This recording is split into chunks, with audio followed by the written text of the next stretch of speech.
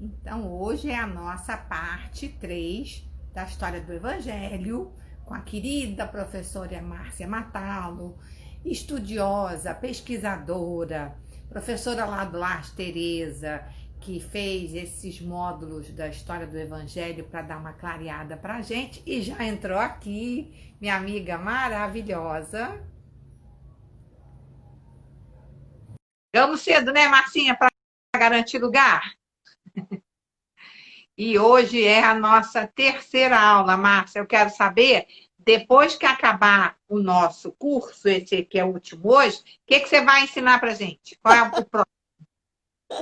Aí nós vamos ter um tempo, né, que a pessoa tem compromissos, você sabe disso. Mas aí vocês escolhem se tiver Vamos, dentro daquilo que eu possa ajudar a fazer, com vamos fazer certeza. uma coisa. Uma boa ideia, posso lançar uma ideia. Pode, lança. Mas assim, as pessoas vão ter de ter o livro, a gente estudar o livro que é, né, Paulo Estevam. Estudar não, conversar, Ah, gostei, Márcia, gostei. As né? pessoas compram um livro e a gente faz os capítulos e vai Ele tem estudando. PDF, viu? Ele já tem Quem não na. quiser comprar, pode. É porque eu gosto Exato. de anotar, de rabiscar. Eu sou do tipo que É um rabisca. livro para anotar, é um livro, mas é um livro para a gente fazer até, porque sem pressa, as Sim. pessoas. Né, sem pressa mesmo. E aí a gente Acho uma boa ideia. lança aí a ideia para as pessoas, até Vamos, porque deixa a turma entrar para a gente ver o que elas acham. Bom isso. dia, Mi Gracioso. Bom dia. Bom dia. Hein? Boa tarde. Onde é que eu estou com bom dia? Boa tarde, Ana Lúcia. Boa tarde, Migra. Vamos propor, né? Ver se as meninas animam a gente fazer um estudo dirigido, né? Isso, eu acho que é uma boa literatura. Tem outras, né? Mas André Luiz eu não me proponho a fazer, não, porque é mais complicado, entendeu? Mas o Paulo Estevam é um livro muito bom, assim, para a gente começar. Ou porque o Nosso Lar a gente já viu o filme, né? O Então, filme é. Eu acho que o Paulo Estevam é uma boa e eu não conheço, mas para mim vai ser divertidíssimo. Oi, Mônica, boa noite, amores. Boa noite, Fatinha. Tinhespe aqui presente todo. Rogéria, boa noite. Fatinha, Eu Pedro. entrei mais cedo que eu estava com medo da minha conexão, porque Eu, hoje a minha internet aqui está bem. mas Ó, eu acho. começou o nosso ensino.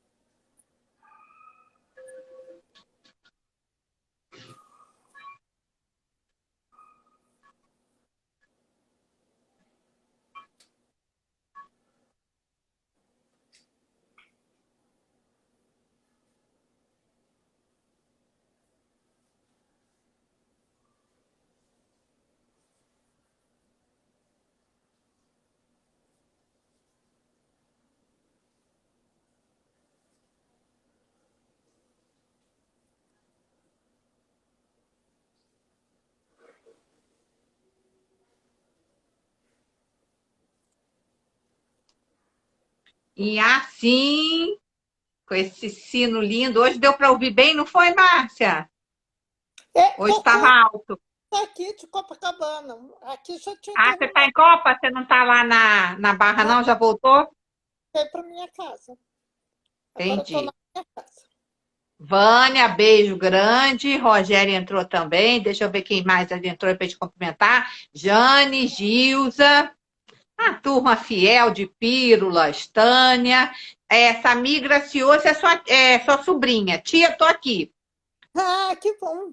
É Mi, É a Mi, né?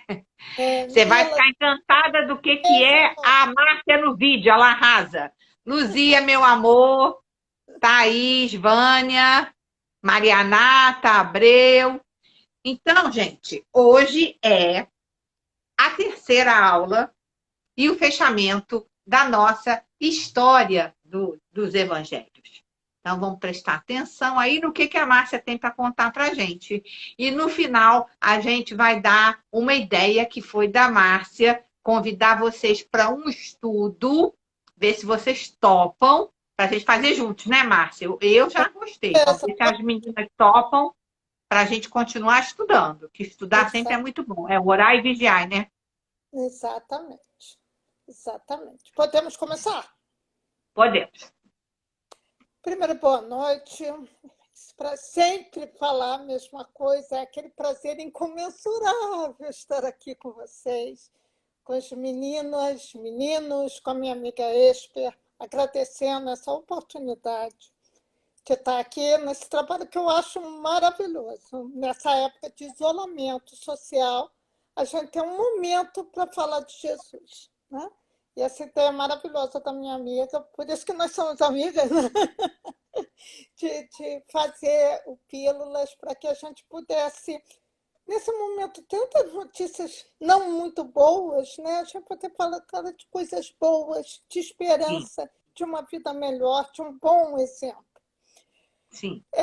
Na verdade, hoje seria só o Evangelho, né? Segundo o Espiritismo, e é só a estrutura dele, como é que ele foi criado, mas apareceu algumas questões sobre Inquisição e eu me comprometi a falar sobre Inquisição. Eu queria deixar claro que não é um assunto que eu domine. Na verdade, eu pesquisei isso essa semana, né? Tem uns 10 dias, e tem muito pouca coisa. E por que tem pouca coisa? Porque isso é uma mancha dentro da Igreja Católica. Ou ele, Concordo com você. né?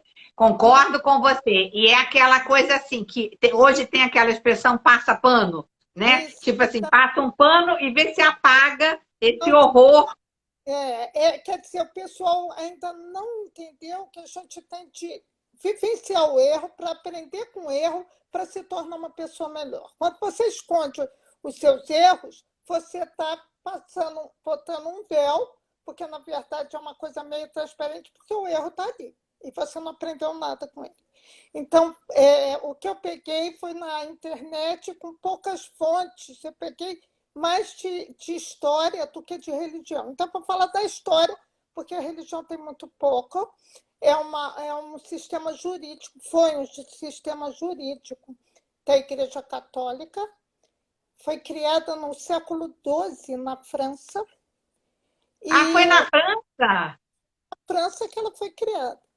E aí, A terra do igualité, fraternité. mas fez depois, né, também. Pois Então, é. começou no século XII e, assim, a princípio, quem participava como juiz, né, juízes, porque era uma bancada de pessoas, eram pessoas do clero daquela província, daquela cidade. Depois, como aquilo foi crescendo, né, com o passar dos anos, eles tinham uma ordem, que é a ordem dos dominicanos, que ficaram responsáveis na Europa por esse trabalho da Inquisição. E assim evitava, a ideia era evitar o conchavo das pessoas que se conheciam naquele lugar. Então, ele era um estranho, não conhecia a comunidade, nem o acusado, nem o acusador. Esse sistema que começou, né, no século XII, ele teve força só no século XVI. E aí que vem a história que todo mundo conhece, porque até então era combate à heresia. E o que eles achavam que era heresia? Podia ser dançar para a chuva cair, como o próprio cristão primitivo que não seguia a ordem religiosa. Então, era aquela. Não tem assim uma. É herege quem faz isso, não tinha. No século XVI, nós temos os grandes descobrimentos, né, aqui na América, na África, né, os domínios, a formação das colônias portuguesas e espanholas. Sim. E aí, nesse século XVI, é que a Inquisição ela cresceu muito, teve uma força, um poder muito grande.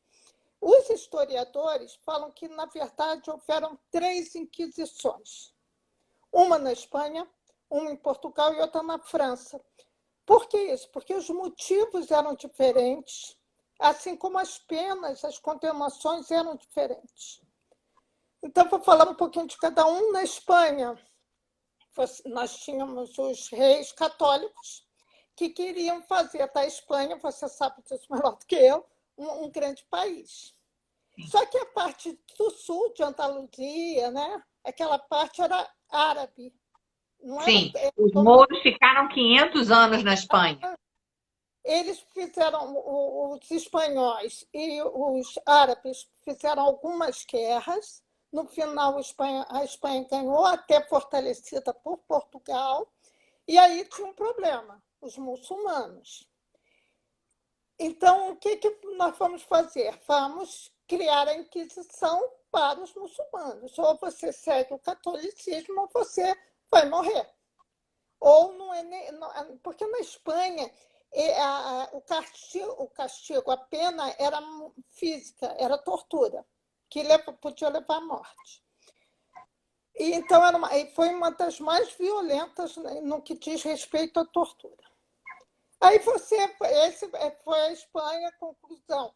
Quem não aceitou o catolicismo morreu na tortura e foi banido, e eles dominaram aquela região, e hoje é o que criou-se a Espanha naquela totalidade, norte, sul. Portugal foi outro problema. Portugal ele queria o comércio era dominado pelos judeus, comércio, dinheiro. Então, eles queriam aquele dinheiro, certo? Certo. E aí, o que eles fizeram? A Inquisição Portuguesa, que era um pouco menos violenta, mas a pena era perder os bens, todos os bens. Ah, que interessante, né? Que interessante. Aqui entrou aí, ó, Miriam Matalo, João, Moniquinha, a irmã da Rô. Estamos com a sala cada vez mais cheia. Sua irmã está aí, Nata. Que delícia. Aí, o Portugal, a pena maior era de perder os seus bens, perder o seu comércio, ser banido.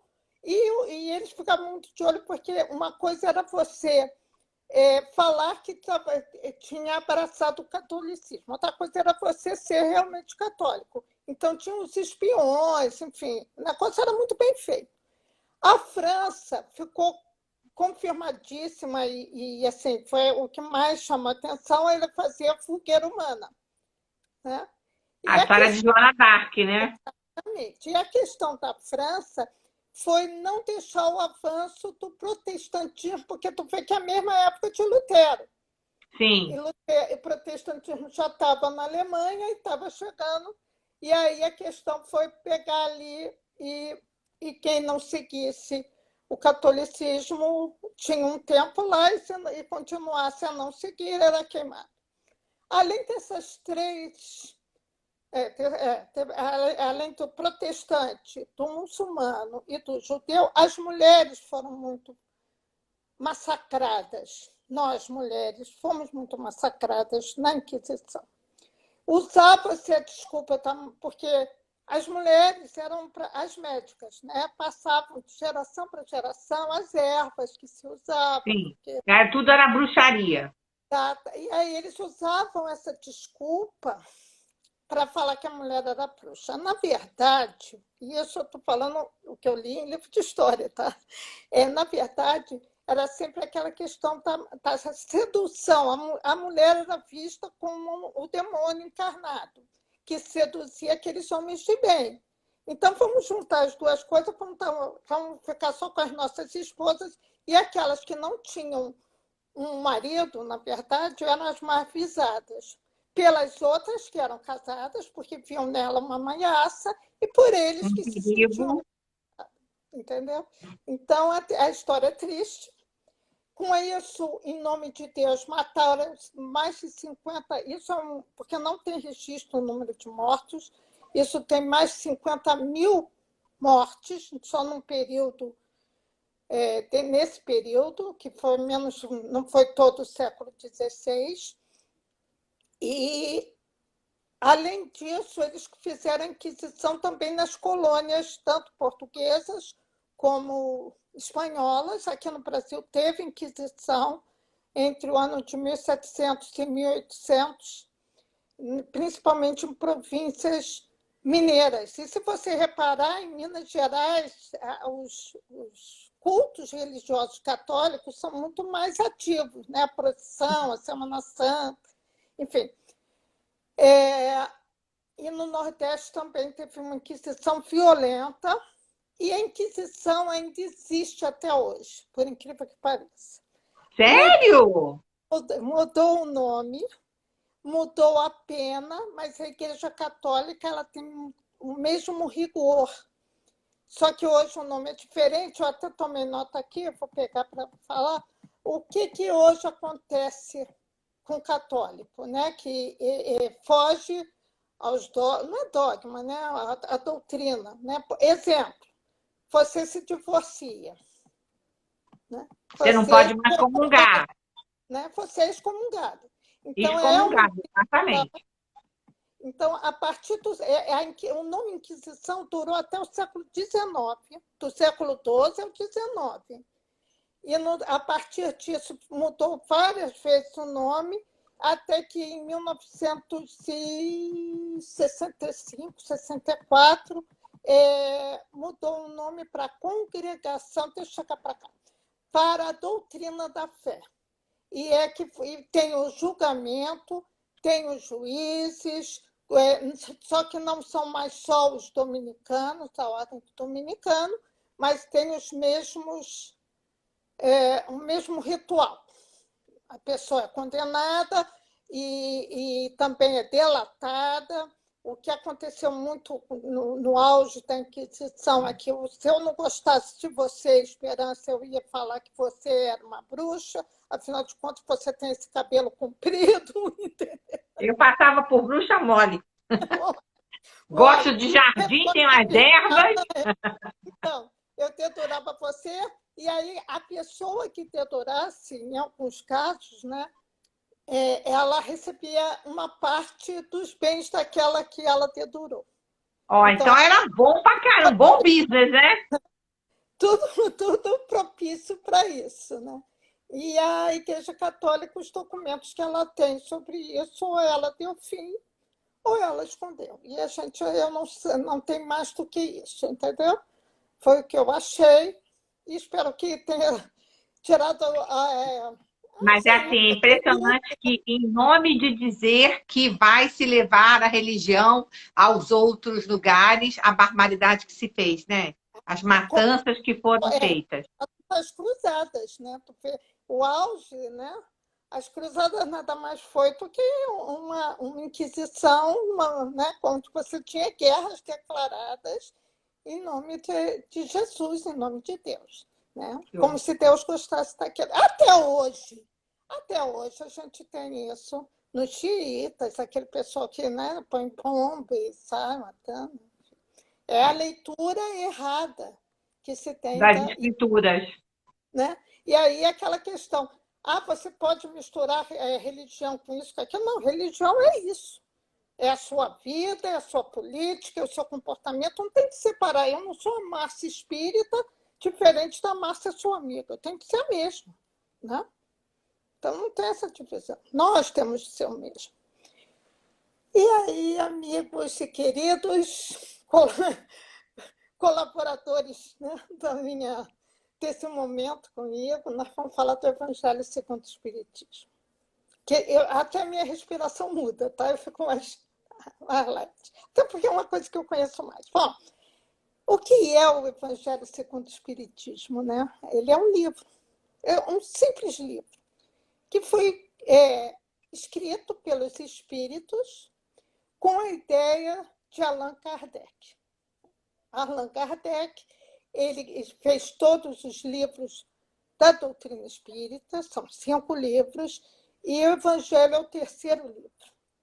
Ele foi editado em 1865, e o que é que ele tenta passar... Ele tenta não, ele faz isso, né? Ele pega os evangelhos canônicos, que foi o que nós vimos na quinta-feira passada, e com uma visão espírita.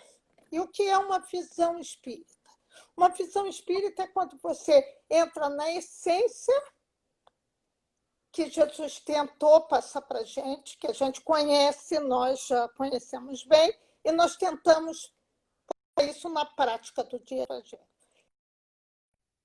É você, a partir do momento, conhece ele, porque eu separo isso em etapas, né? Porque eu sou bem pedagógica com o Allan Kardec, né? Eu faço a minha vida tudo em etapas. Eu primeiro tenho que entender para aceitar. Se eu não entender, eu não vou aceitar. Eu nunca aceitei. Verdade. E até porque a gente gosta de falar que é a fé raciocinada, né, Márcia? O Espiritismo se propõe a ser uma fé raciocinada. E é por isso, aí eu volto a falar que eu falei já em outras vezes, né? É por isso que a gente tem que estudar. A gente tem que estudar para entender, porque não é só o fato de você se comunicar com o espírito, é você mudar a sua essência enquanto pessoa, né? Porque isso é que nos dá a razão de viver. A gente tem que ter uma razão de estar na Terra. E qual é? Nos tornarmos melhor. Nosso aperfeiçoamento moral. É chegar lá ao nível de Deus mesmo, né? Nossa, eu vou chegar lá? Vai. Quanto tempo vai demorar? Isso depende só de você, daquilo que você quer para a sua vida. É difícil? Como é? Pra caramba. E é por isso que nós temos a bênção de ter várias vidas. Olha que delícia. Sim. Deus é bom? Deus é bom. Bom, então vamos lá. É uma das obras básicas do Espiritismo e aqui está maior enfoque às questões religiosas e éticas comportamentais do ser humano. Eu estou lendo, porque senão eu me perco, tá? Não foi interesse de Kardec de fazer uma Bíblia espírita. Não foi interesse de mudar a Bíblia. Ele só pegou os evangelhos, os 4 evangelhos, e botou isso na prática da vida do ser humano. Só isso que ele quis fazer. E por que surgiu essa ideia, né?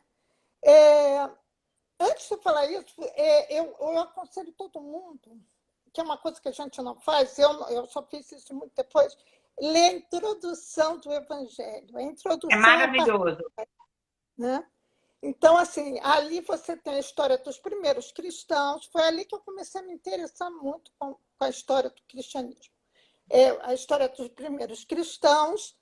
Você tem os filósofos gregos que já eram mediúnicos. Sócrates, Platão. Sócrates, etc. E você vai entender a sociedade que Jesus vivenciou. Que tipo de sociedade existia naquele momento que ele chegou à Terra, né? As diversos tipos de classes dentro do próprio judaísmo, que um não gostava do outro, e ele estava ali no meio daquele... Ele era judeu, né?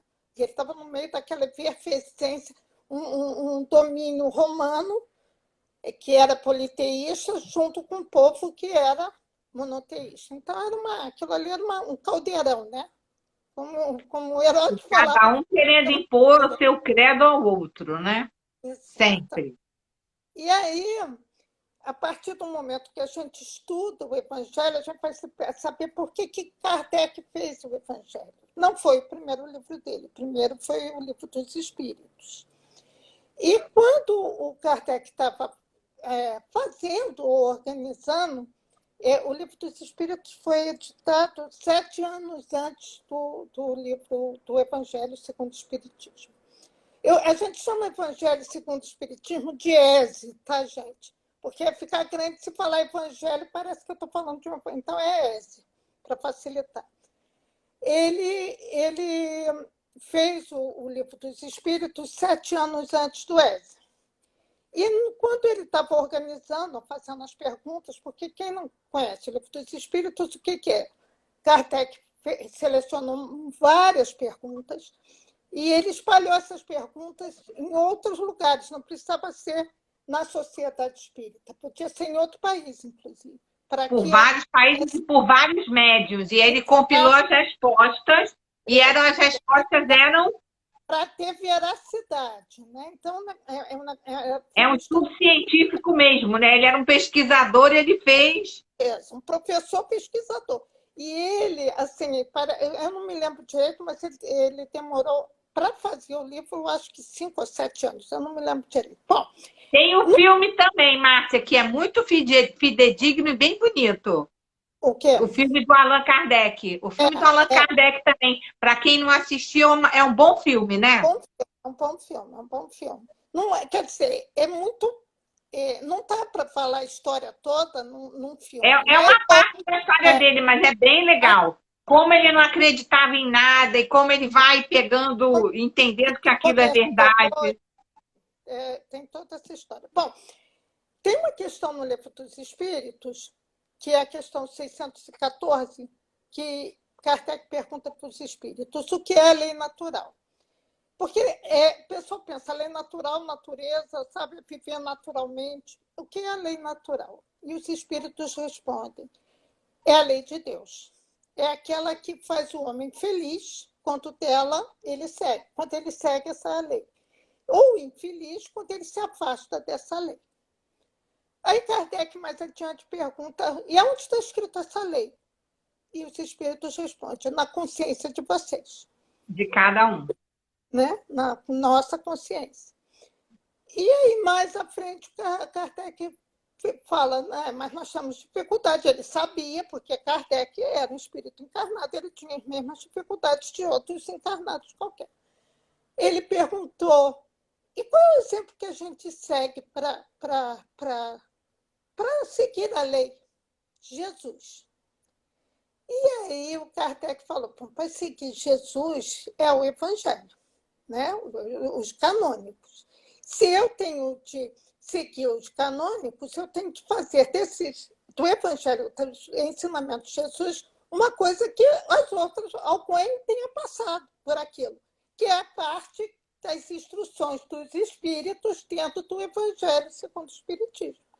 Né? São vivências. E eu adoro, porque eu acho que quando você está lendo e vem instruções dos espíritos, é como se fosse... É muito didático, né, Márcia? Ali está a explicação do passo a passo de como a gente tem que se comportar para poder seguir o mestre. Por aquilo. Né? Não é uma coisa que a gente imagina. O espírito que está a sua declaração, seja Paulo de Tarso, seja próprio Platão, ele passou por aquilo. Em um momento qualquer, ele passou por aquilo. Sim. E aí, isso dá para a gente a sensação, gente, é isso, né? Se você passa e consegue resolver, é isso, mas não é o que tem que fazer. Bom, foi essa a ideia de Kardec. Só que Kardec era humilde. Eu sempre falo que ele tinha uma humildade. Uma coisa é o que ele achava, e outra coisa é se ele tinha autorização para fazer. Ele já tinha feito o Livro dos Espíritos e o Livro dos Médiuns, que foi o segundo. E aí ele que é o que eu menos gosto. É uma difícil. Não gosto. Não gosto. Eu já repeti de ano lá no Lar de Tereza inúmeras vezes. Oh, meu Deus. Lá, não. Eu falto aula, eu não consigo gostar daquele livro. É chato. Mas vou voltar, um dia eu volto. Às vezes depois você pode até por conta própria. Bom, o Kardec, ele pensou, "Pô, uma coisa que eu acho, outra coisa que eu devo fazer." E aí ele era presidente, ele fundou a Sociedade Espírita, e nessa Sociedade Espírita de Paris tinha reuniões mediúnicas, e ele, numa reunião, ele falou da ideia, e os espíritos falaram, não, você tem permissão, você tem de fazer, porque isso tem que chegar a todas as pessoas que abraçarem a doutrina espírita. E foi aí que ele começou esse trabalho, levando em consideração as leis naturais, ou as leis morais, ou as leis divinas, todas são a mesma coisa, que são aquelas que a gente tem no nosso consciente. Para quem tem dúvida, pensa assim, pensa que você está na loja americana e não tem dinheiro para comprar um chiclete.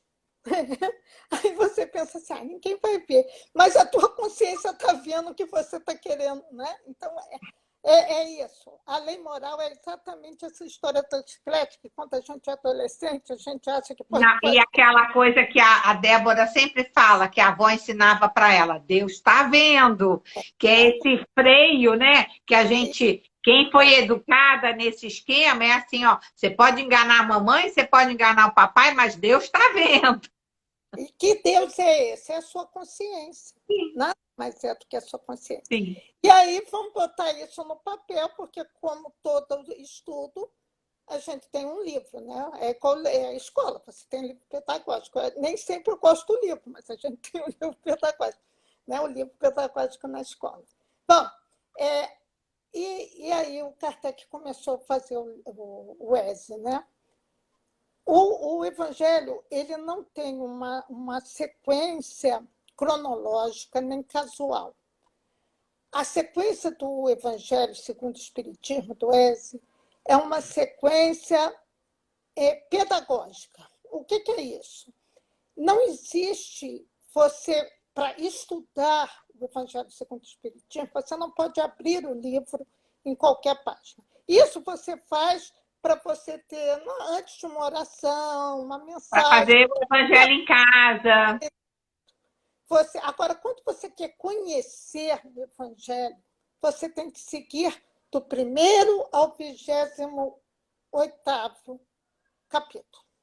Porque quem não entende o 3 é porque não leu o 2, não entendeu o 2, entendeu? As coisas estão encadeadas, né, Marcinha? Exatamente. Então, foi um trabalho pedagógico de entendimento. E ele fez assim, contra os 4 primeiros capítulos, a gente chama da base do Espiritismo. O que esses 4 primeiros capítulos falam? Eles falam quem foi Jesus e quem é Jesus. Né? Começa, qual é a primeira coisa que ele pergunta? O título, Eu não vim destruir a lei.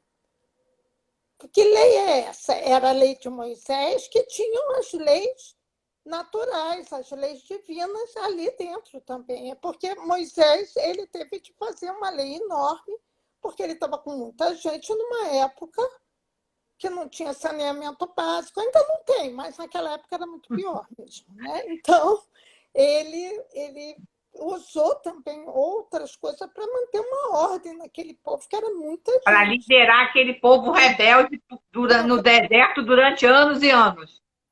Então, quando ele fala, eu não vim destruir a lei, e sim fazer cumpri-la, já vai a primeira fase do Espiritismo. O que Jesus está fazendo aqui? Ele veio nos mostrar que essa lei é possível de ser feita. Imagina naquela época. A segunda, ele fala, eu estou procurando aqui porque eu me perco, tá, gente? Peraí que eu vou lembrar. Peraí. A segunda, ele fala, não vim destruir a lei. O segundo é, meu reino não é desse mundo. Deste mundo. Que a gente sabe que o nosso mundo é um mundo espiritual. Nós estamos aqui de passagem. Então, é para a gente ter consciência que o meu reino não é o terreno, né? Meu reino é da... O terceiro há muitas moradas na casa do meu pai. E que é isso? A pluralidade dos mundos habitados. Né? A Terra não tem de ser um planeta privilegiado só porque nós moramos nela. Existem várias outras galáxias, o universo é enorme, e se a gente ainda não conhece tudo, é porque não é bom a gente conhecer. A gente também tem que ter essa humildade, né? E a quarta é que ninguém vai ao reino de Deus se não Se nascer de não novo. através de... E Ah, aí é eu não sei. reencarnação. E aí, o É. que você tem nessa história? As quatro bases do Espiritismo, demonstrando a função de Jesus quando ele foi designado para vir aqui na Terra. Mostrar essas coisas para a gente. Chegamos, fizemos a base do Evangelho. Aí nós fomos para a segunda, porque o Evangelho, quando a gente estuda, a gente divide ele em 4 partes, né? Juntando esses capítulos. A segunda parte dele vem de uma pergunta do Livro dos Espíritos também. Na pergunta 170, Kardec pergunta assim: o que acontece com o espírito na sua última encarnação? A última, quer dizer, ele não precisa encarnar mais, né? Colando aquele no alto, o supremo, é um ser de Se luz. iluminou, se iluminou. O que acontece com ele, né? O que é esse espírito? Ele é um espírito puro, é um espírito superior, é um espírito bem-aventurado. Espírito bem-aventurado. E o que é uma bem-aventurança? É a parte do Evangelho que vai do capítulo 5 ao capítulo 10. O que é bem-aventurança? Começa bem-aventurados aflitos e termina bem-aventurados misericordiosos. Misericordiosos. O que é isso? E é toda a conduta que a gente tem que ter, né, Márcia? Ele ali, nesses 5 capítulos, ele explica cada uma das bem-aventuranças. E aí nós vamos para outra, quer dizer, continuando na segunda parte, mas uma outra visão.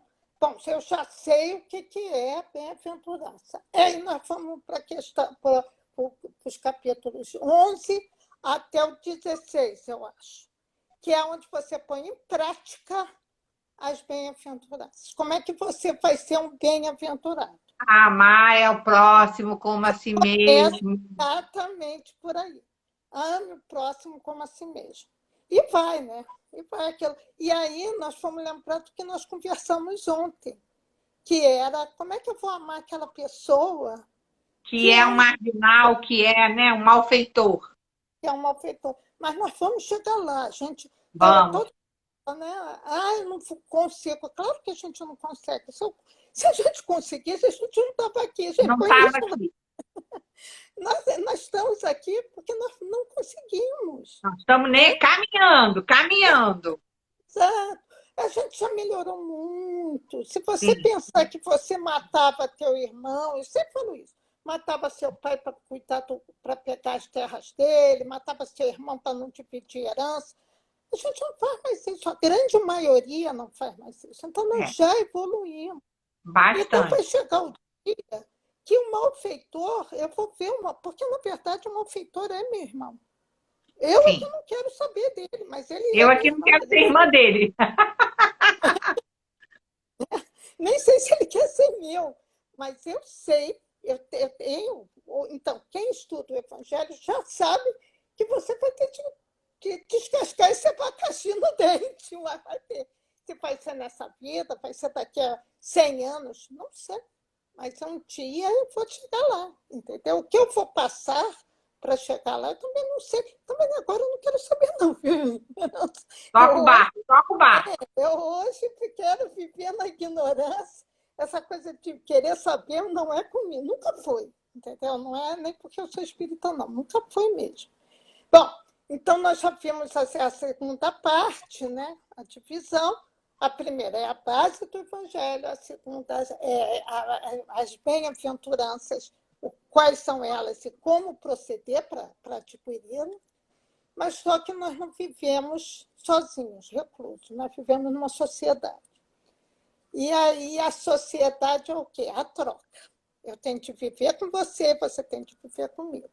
Eu posso até evoluir sozinha, mas não é essa a finalidade, é que todos nós, ou a grande maioria de nós, evoluam ao mesmo tempo, para que o planeta também evolua. Perfeito. Porque é muito fácil, por exemplo, uma pessoa divina, maravilhosa, vamos lá, Madre Teresa de Calcutá. Ela não vai precisar encarnar na Terra, mas ela é uma exceção, ela é uma missionária, é aquela que já teve as bem-aventuranças, eu acho, e ela vai encarnar, se quiser encarnar, para ajudar. Ela veio dizer para a gente o que a gente tem que fazer, né? Hã? Ela veio para dizer para a gente o que a gente tem que fazer. Tá. Veio dar uma cola. E a gente também tem que entender que o bem-aventurado, o espírito superior, ele não fica na nuvem tocando harpa, não. Ele faz trabalho. Trabalha pra caramba. Muitos trabalhos. Inclusive, eles são donos, são chefes de uma legião de espíritos que trabalham para ele. Né? Então, quando eu falo assim, Maria, acode meu filho, não precisa, é a falange de Maria. Né? Maria é a mentora, mas tem aquela falange toda que trabalha com ela. É uma gestão bem difícil, né? Exatamente. Não, e tem a falange de todos, né? De Francisco de Assis, quando você reza pelo seu petzinho, seu cachorrinho, seu gatinho. E aí, essa terceira parte, que é a redenção, né? É a relação social. Ela começa com muitos são chamados, poucos são escolhidos. Poucos dos escolhidos. Porque, na verdade, todos nós encarnados somos chamados. Sim. Né? Agora, quem é que tem o direito de entrar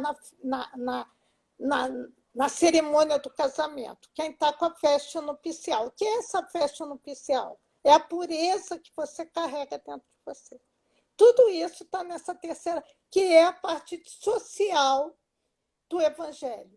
A troca que existe entre os seres que estão convivendo naquele mesmo momento, naquele mesmo espaço, naquele mesmo país. Quando a gente briga, não é briga, né? Você não fala que não concorda com aquilo, que não concorda com isso, você tem que ter certeza que o que você está falando. Então, se cala e não vai discutir por uma coisa que você desconheça.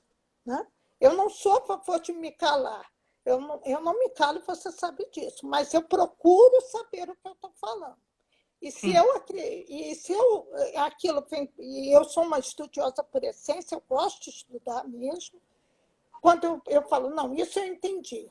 Então, isso eu vou brigar para que aconteça. De um modo não agressivo, que eu, graças a Deus, já estou bem melhor, que já deu uma clareada. Né? Segurou a onda?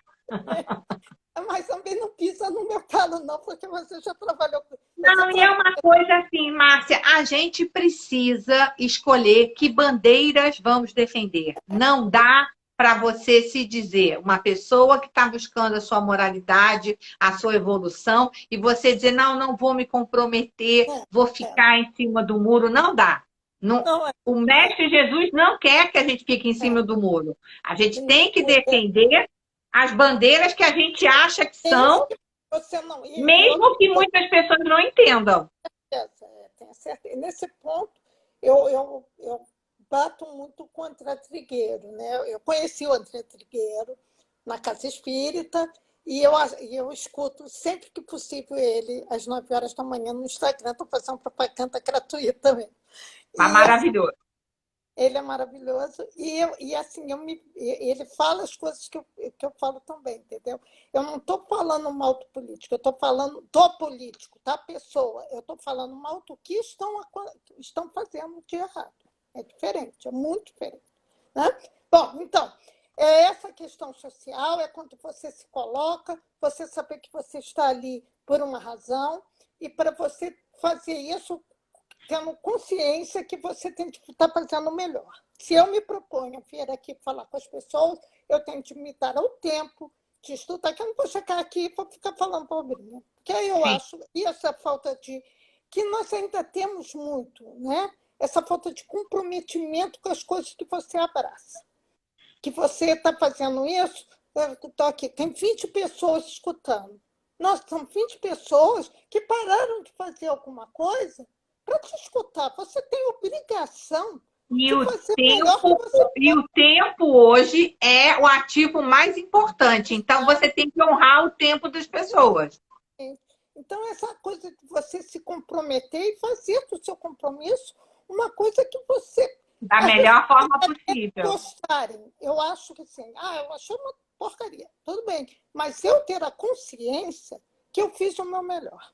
Sim. Quando eu for dar aula no Lattes Tereza, é que no estado como professora está difícil. Mas eu falo para os meus alunos, eu não saio da minha casa para ficar jogando com vocês. Eu saio da minha casa para dar aula. Se vocês vão aprender, aí já não cabe, entendeu? Se vocês querem aprender, mas eu dou o meu melhor, sempre. Bom, e essa é a questão social, ela vai dos capítulos 11 até o 26. E aí nós vamos para o final, que são os 2 últimos capítulos, que fala da prece. E várias instituições de preces lindíssimas. Linda. E aí você já conhece a base de Jesus, né? Você já tem já se conhece todas as bem-aventuranças, você já praticou essas bem-aventuranças, você consegue se relacionar com essas bem-aventuranças com a sociedade que você vive, que você criou, começa pela família, vai para o trabalho, e a gente tem que ter isso na cabeça. Se você não se dá bem com a sua família, não queira se dar bem com a humanidade. Se dê bem primeiro com a sua família. Para mim, cure a você, cure a sua família e cure o mundo. E tem que ser nessa sequência. Porque se você quiser começar, não vai, o contrário não vai. Se você não se amar, você não vai amar nem a tua família. Então, se ame primeiro. E aí você vai para essa questão da prece, que é um bálsamo, que é um momento de entrega. Eu acho que a prece é a coisa mais humilde que nós podemos fazer. É quando você se entrega de coração àquele para quem você está rezando. Se é Maria, se é Jesus, se é seu anjo da guarda, são todos ao mesmo tempo. Isso é um problema com você. Você resolve. Se entrega. Pedis, obtereis. Se você tem fé, se você reza de coração e aquilo vai te fazer bem, não vai te fazer mal, você vai conseguir. Eu tenho canal direto com Deus. Eu sempre falo isso, eu falo direto com ele. Eu também. A minha banda larga também. Você está ali me escutando. Alinhei a minha parabólica. Então, eu tenho uma coisa que eu sempre falo assim, olha só, se não for para o meu mal, ou se for indiferente, me dá de presente, porque eu gostaria de experimentar isso. É a intimidade, né, Márcia? É uma intimidade, né? Não, porque tem coisas que são meio que indiferentes, sabe, indiferente mesmo? Eu não sei dizer. Mas, assim, por exemplo, uma viagem, você sabe que eu amo viajar. Então, assim, toda vez que eu programo uma viagem, eu falo assim, eu penso assim, se não for para o meu bem, Senhor, que ela não aconteça. Agora, também, se for indiferente, dá uma forcinha para me conseguir pagar. Eu já faço assim, eu digo o que eu quero, mas eu negocio. Eu falo assim, agora, se você tiver uma ideia melhor ainda do que a minha, tô dentro. Porque às vezes ele sabe mais coisa do que eu. Ó, a Vivi, a filhota está dizendo que seu neto está te assistindo. Oh, meu amor! Vovó te ama, meu amor, muito. Tá tão bonitinho. Aquela foto que você postou dele tá tão bonitinho, né? Gente, alguém me avisa aqui que horas são? Porque eu e a Márcia, a gente se perde sem relógio. São 15. E nós estamos bem hoje, Márcia. Continua. Vai. E hoje foi curto mesmo, né? Então, e você sabe disso, na Casa Espírita a gente sempre pede, pergunta, sempre pede a nós. Tem alguém que queira fazer oração final, oração inicial, quando a gente estuda? E as pessoas têm inibição. Não tem inibição. Solta teu coração, solta. Eu, assim, quando eu comecei a fazer prece no Lattes Tereza, para mim foi botar para fora um sentimento que eu não sabia que eu tinha. Eu chorava, chorava, chorava. E às vezes as pessoas vinham falar, perguntar: você quer conversar com a Graça? Não, Não, é não da é, emoção, né? é emoção, sabe? Eu choro muito rezando, Márcia, porque eu acordo muito cedo, faço meus estudos e tal, e aí eu boto a música da Fafá de Belém, que eu amo, que é aquela Nossa Senhora, me dê. E aí é a hora que eu escrevo, né? Lá para as Aham. 6h30, 7 horas. Se eu tiver num dia mexido, meu caderno é todo molhado, porque eu vou escrevendo e vou chorando. Tá, tá. Aí, em espanhol, a gente tem um ditado aqui na minha família que a gente fala assim: tengo muchos sentimientos. A gente tem muito, é muito sentimental, então. Eu, hoje eu já não choro mais, não choro, assim, na hora da prece. Mas eu já botei isso para fora e é uma terapia. É Eu falo maravilhoso, é maravilhoso. terapia. E uma outra coisa é a questão da gente pedir. Peça. Eu acho que quando a gente pede a Deus, pede ao mentor, seja lá quem, né, um espírito superior, é um sinal de humildade também nosso. A gente pedir ajuda, peça ajuda, porque a gente está exercitando a nossa humildade, que é o Sabe, primeiro. mas nunca tinha pensado por esse lado, Márcia. Adorei isso. Adorei. Né? Porque Quando quando eu peço, significa eu reconhecer que eu sozinha não consigo. resolver, eu sou incapaz de resolver aquilo. Eu estou pedindo, Cara, que até bonito eu não isso. sei se vai ser bom para mim. Eu não sei se eu mereço aquilo. É. Então, isso, e uma coisa engraçada, quando você tem consciência disso, que eu acho fantástico, te dá uma paz, uma tranquilidade, não que você não sinta falta da pessoa. Por exemplo, alguém que meus 3 melhores amigos desencarnaram, meus 3 irmãos, em momentos diferentes. Eu tive 3 grandes amigos e os 3 desencarnaram. O primeiro foi um sofrimento atroz, que eu tinha 20 e poucos anos, Muito assim, nova. muito, que eu tinha 30 anos, 30 e poucos, e o último tem 2 anos atrás, que eu chorei muito, Eu me lembro, o Ed, né? lembra dele. Esse você conheceu. Então, assim, e eu mesmo, depois, eu analisei o meu comportamento, entendeu? Eu pedi a Deus por ele. Eu sabia que ele ia morrer, eu sabia que ele ia desencarnar. Eu pedi a Deus para proteger aquele ser que eu amo até hoje, muito, que protegesse ele. Mas assim, aquilo me deu uma paz, eu sabia que ele estava protegido, entendeu? Então, a fé é isso, gente, a fé A é fé isso. que dá esse calorzinho, né, Márcia? E é uma coisa assim que me faz tão bem, sabe, Esperança, que eu não me canso de falar. E uma coisa que eu acho bem interessante, que eu também tenho de colocar isso para vocês, que as pessoas que conviveram a vida inteira com a gente, a minha irmã está aí, é testemunha disso, minha Ó, filha. João entrou agora, o filhote também. Hoje a família Matalo está em peso aqui. Para a família, enxergar isso é muito difícil, entendeu? Eles estão sempre, porque eles conhecem uma Márcia, que eu faço questão de não ser mais, mas foi a que Sim, eles conheceram. Né? sim. Então, muitas E é coisas que eu falo, difícil também a gente se despir desse avatar anterior, exatamente, né, exatamente. Márcia? E saber que eles também têm uma imagem da gente que, de repente, não é nem Construída de anos. É, não é nessa encarnação que vai acontecer. Tudo bem, faz a sua parte. Faz a sua parte.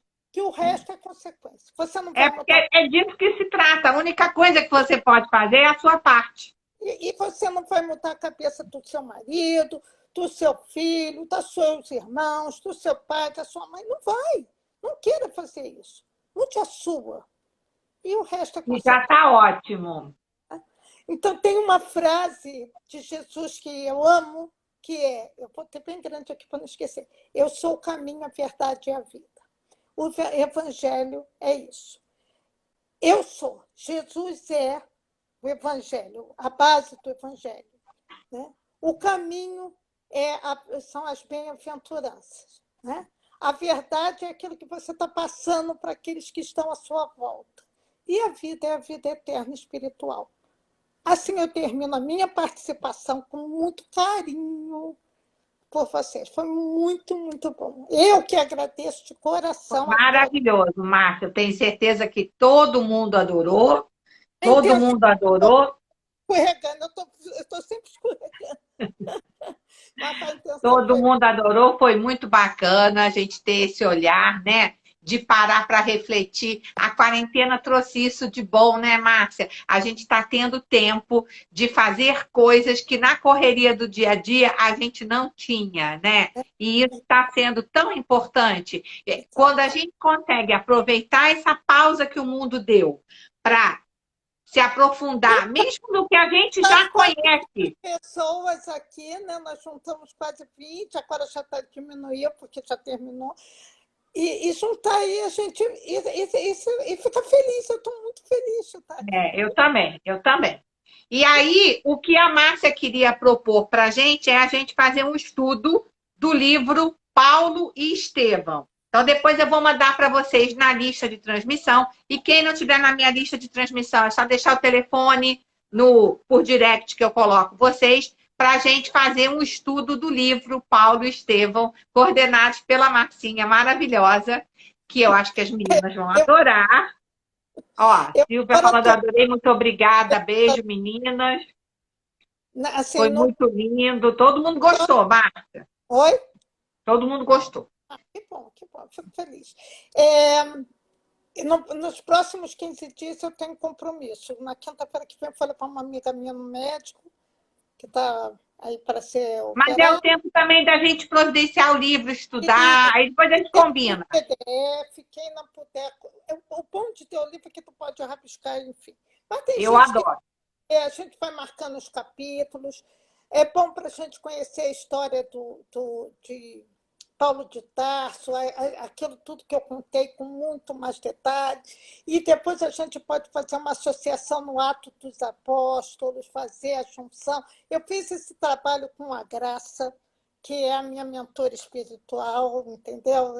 Eu tenho assim, ela para mim é tudo, sabe assim? Foi ela que Ela é me maravilhosa, ela é maravilhosa. vai ser bem, né? Você vai ser uma pessoa melhor. No momento que eu estava muito difícil da minha vida, a Graça me ajudou muito. Então, assim, eu fiz esse trabalho com ela e eu acho que a gente tem que expandir. Expandir. Sim, Vamos expandir o conhecimento e sim. esse momento de troca. Foi muito bom estar aqui com vocês. Muito, muito mesmo. A Então faz semana nossa oração para a gente acabar? vou pedir para fazer oração. Posso? Pode. Então, Senhor Jesus, nossos anjos guardiões, obrigado por esse momento, onde podemos falar de você, falar desse irmão maravilhoso que me veio com tanta boa vontade, com tanto amor, com tanta caridade, com os seus irmãos pequenos, pouco evoluídos. Obrigada, mestre. E que possamos ser uma pequena chama do seu ensinamento para aqueles que trocam essa vivência conosco. Que possamos ser um bom exemplo, possamos dar a eles, às vezes, as respostas que eles precisam escutar e que possamos, Senhor, fazer dessa vida uma vida melhor. Que tenhamos a certeza de que não estamos sozinhos nesse momento de isolamento social, porque nossos anjos guardiãos, nossos amigos espirituais estão ao nosso lado. E que possamos, todos os dias, antes de dormir, acordar, agradecermos por mais um dia, ver esse dia como uma oportunidade para sermos pessoas melhores. Que a sua paz esteja presente nos nossos lares, nos nossos prédios, nas nossas ruas, na cidade inteira, nesse país amado. E em todo o planeta, que é seu planeta, Senhor Jesus, aquele que você veio para iluminar com seu amor. E que assim possa ser, pedindo permissão para encerrarmos esse encontro, agradecidos pela oportunidade de conhecer seu Evangelho, que possa ser em seu nome, Mestre Senhor Jesus, em nome de Maria, nossa mãe, dos nossos mentores espirituais e principalmente em nome de Deus. Que tenhamos uma noite de paz e tranquilidade, que assim possa ser, graças a Deus. Que assim possa ser. Vou ter que encerrar rapidinho, que está acabando aqui. Beijo, amiga. Obrigada a todo mundo que entrou. Beijo grande. Beijo grande, meninas e meninos. Beijo, beijo.